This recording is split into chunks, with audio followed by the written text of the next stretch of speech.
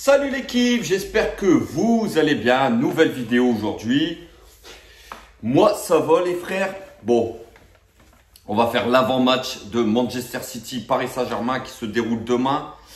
C'est le match qu'on attend tous. Alors, en ce début de saison, il y avait deux gros rendez-vous en Ligue des Champions et on savait tous en voyant ce groupe que c'était le match aller et le match retour contre Manchester City. C'est dans ce genre de rendez-vous qu'on peut se tester, voir ce que le PSG a dans le ventre. On l'a vu au match aller, victoire 2-0. Donc voilà, avant tout, ce qui sera très difficile, et il va falloir faire abstraction de cela, c'est la situation actuelle du club. Il y a beaucoup de spéculations, il y a beaucoup de rumeurs, il y a certains journaux qui ne sont pas crédibles, certains journaux qui sont, eux, pour l'occasion, crédibles et qui annoncent un départ de Pochettino, voire lui-même qui voudrait quitter le PSG dès à présent. Et aussi certains médias qui annoncent la venue de Zinedine Zidane au Paris Saint-Germain. Alors ça serait exceptionnel. Zidane au PSG, on connaît son palmarès, 3 Ligues des Champions avec le Real, son palmarès de joueur, voilà. Il aurait dans ses mains une équipe pour faire de grandes choses. Mais on n'en est pas encore là. Là, on va faire l'avant-match de Manchester City, Paris Saint-Germain.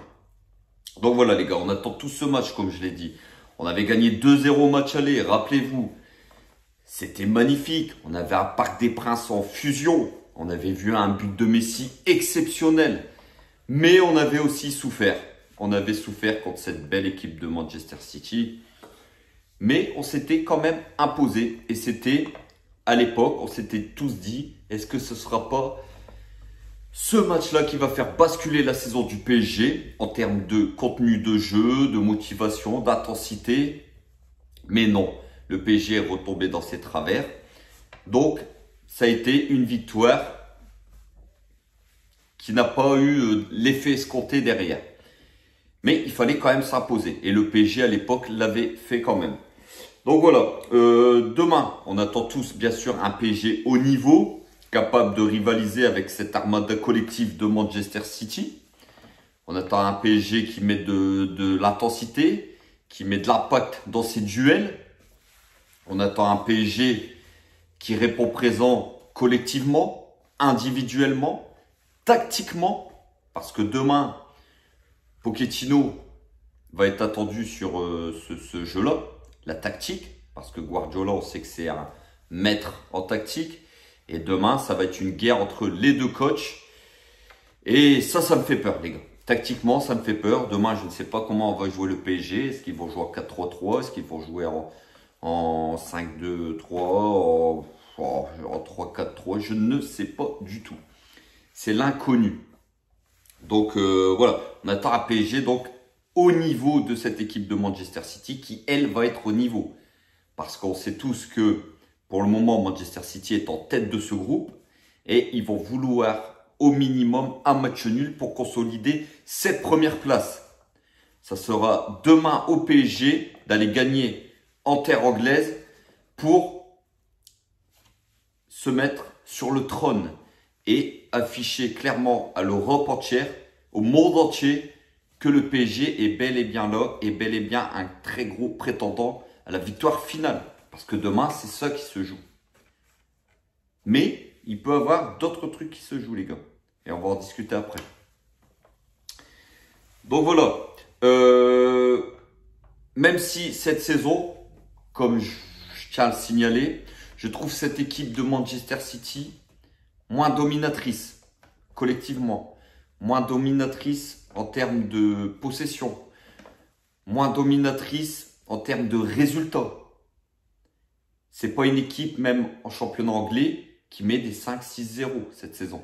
C'est une équipe qui gagne ses matchs 2-0. D'ailleurs, ils ne sont pas leaders de Première Ligue. C'est Liverpool. Donc, ça prouve bien que cette équipe de Manchester City, pour moi, est moins bon cette saison. Je ne dis pas qu'ils sont pas bons. Je dis qu'ils sont moins bons, moins impressionnants que les saisons précédentes. D'ailleurs, cela coïncide bizarrement avec le début de saison, enfin début de saison, presque moitié de saison, très très moyen de Kevin De Bruyne. Pour moi, qui est un joueur exceptionnel, c'est lui qui fait la pluie et le beau temps à Manchester City. Et cette saison, il est moins bon que les saisons précédentes. Il est moins bon, c'est comme ça. D'ailleurs, au match aller, rappelez-vous, on ne l'avait pas vu. Il avait été éclipsé par Marco Verratti. D'ailleurs, il avait même pris un jaune alors que il devait prendre 100 fois le carton rouge. Rappelez-vous, il avait assassiné, je pense, Verratti, il me semble. Gay, pardon, il avait mis un tacle au-dessus de la cheville à Idrissa Gueye, donc qui méritait largement l'expulsion. Et l'arbitre avait été gentil avec lui au match aller. Donc voilà. D'ailleurs, concernant Kevin De Bruyne, demain, il ne sera pas présent. Il est atteint du Covid-19 et j'espère pour lui que tout va bien. On lui souhaite un prompt rétablissement. Mais c'est plutôt une bonne nouvelle pour le PSG que De Bruyne n'est pas là. Même si, voilà, comme je vous ai dit, il est moins bon. Mais il suffit qu'il soit dans un grand soir. Et un De Bruyne en grande forme, ça peut faire la différence. Donc demain, il ne sera pas présent. C'est une bonne chose pour le PSG. Donc voilà. D'ailleurs, Pep Guardiola, en conférence de presse, a clairement loué le Paris Saint-Germain, l'attaque du PSG. Il a clairement dit que les 4 de devant, Di Maria, Messi, Neymar, Mbappé, à eux 4, ils étaient imprévisibles, que un de ces joueurs-là serait une méga star dans n'importe quelle équipe. Et là, on a les 4 en même temps. On a les 4 en même temps, les gars. On a une force d'attaque assez impressionnante. Et ça, c'est la vérité. Donc, il craint cette équipe du PSG, mais il craint surtout Lionel Messi. Il sait que Messi est capable de tout. On sait que Messi revient en forme. On l'a vu contre Nantes ce week-end en championnat. Il était plutôt quand même affûté. Il commence à prendre ses marques sérieusement dans cette équipe du PSG. On voit que les 1-2, les passes, parce que c'est quand même lui contre Nantes qui fait basculer la victoire du PSG. Le but contre son camp de Nantes, c'est grâce à une passe de lui. Et son troisième but, le chef-d'œuvre, c'est encore donc Lionel Messi. Donc, on sait que Guardiola craint surtout Lionel Messi, qui est capable de tout. Demain, il faudra que Messi se mette au niveau, que le PSG se met au niveau pour battre cette équipe de City qui sera au rendez-vous. Et ça, c'est une certitude, les gars. Donc voilà. Maintenant, attention. Attention, je dis bien attention. Parce que une victoire du PSG demain nous propulserait en tête du groupe et nous mettrait en très grande confiance avant de recevoir Bruges à la dernière journée au Parc des Princes.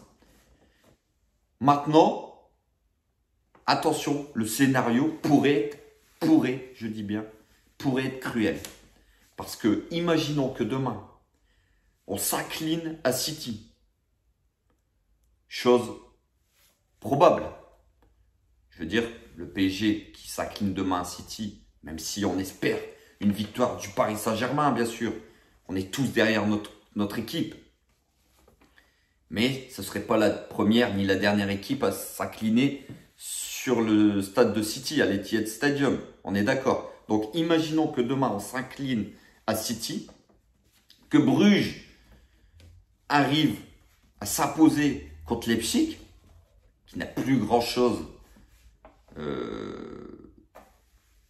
à glaner dans ce groupe. Le PSG serait en très gros danger. Parce que, imaginons une défaite demain de Paris, que Bruges s'impose contre Leipzig. On jouerait un match couperé au Parc des Princes contre Bruges, et là, on ne sait jamais ce qui peut se passer. Sur un match, il peut avoir une expulsion, des faits de jeu contre nous. Et là, voilà. Mais on n'en est pas encore là. Mais il faut tout le temps penser un petit peu un coup d'avance par rapport à ce qui pourrait se passer. Donc, je mets un haut là et je dis attention quand même. Donc voilà, les gars. Pour moi, enfin c'est mon opinion à moi, pour moi demain, les 4 de devant, ça m'étonnerait qu'ils soient alignés. Ça m'étonnerait qu'ils soient alignés parce que on a vu que quand les 4 étaient alignés, le PSG était beaucoup moins fort collectivement. Le PSG avait un joueur en moins au milieu de terrain. Le PSG perdait la bataille du milieu. Et quand on perd la bataille du milieu, on sait tous que c'est très difficile de s'imposer dans ces grands rendez-vous. Donc, je ne pense pas que les 4 de demain vont être alignés. Moi, je vais vous donner mon 11 de départ, les gars. Je pense que demain, Pochettino va jouer en 4-3-3. 5 derrière, pour le moment, tant que Ramos n'est pas opérationnel, je ne pense pas qu'on va avoir une défense à 3 avec Ramos, Marquinhos et Kimpembe. Donc demain, je pense que le PSG va jouer en 4-3-3. Donc pour moi, Donnarumma sera dans les buts. Même si j'ai un doute, parce qu'il revient de maladie. Et Navas, pour moi, pourrait être titulaire aussi. Donc ça va se jouer entre les deux. Mais bon, on a 2 très grands gardiens. Donc sur ce cas-là, on ne s'inquiète pas. En défense centrale, Marquinhos, Kimpembe, la défense centrale titulaire habituelle qui devrait être présente pour ce grand rendez-vous. Hakimi à droite, qui pour moi fait plutôt un très bon match contre Nantes. Donc ça fait plaisir, il revient en forme. Nuno Mendes à gauche. Alors Nuno Mendes tout simplement parce que il n'a pas de concurrence à ce poste-là en Ligue des Champions. Bernat n'est pas qualifié pour les matchs de poule. Et Kurzawa, Pochettino l'a mis à la cave. Donc Nuno Mendes à gauche. Sur ça, on est sur un 100%.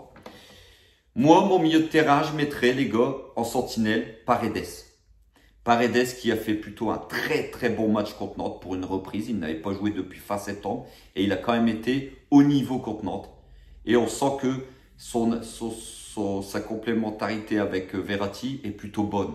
C'est 2 joueurs techniquement qui sont quand même très bons. Donc je pense que moi, Paredes en sentinelle, en 6 demain, je le mets. Et devant, bien sûr, Marco Verratti et Idrissa Gueye.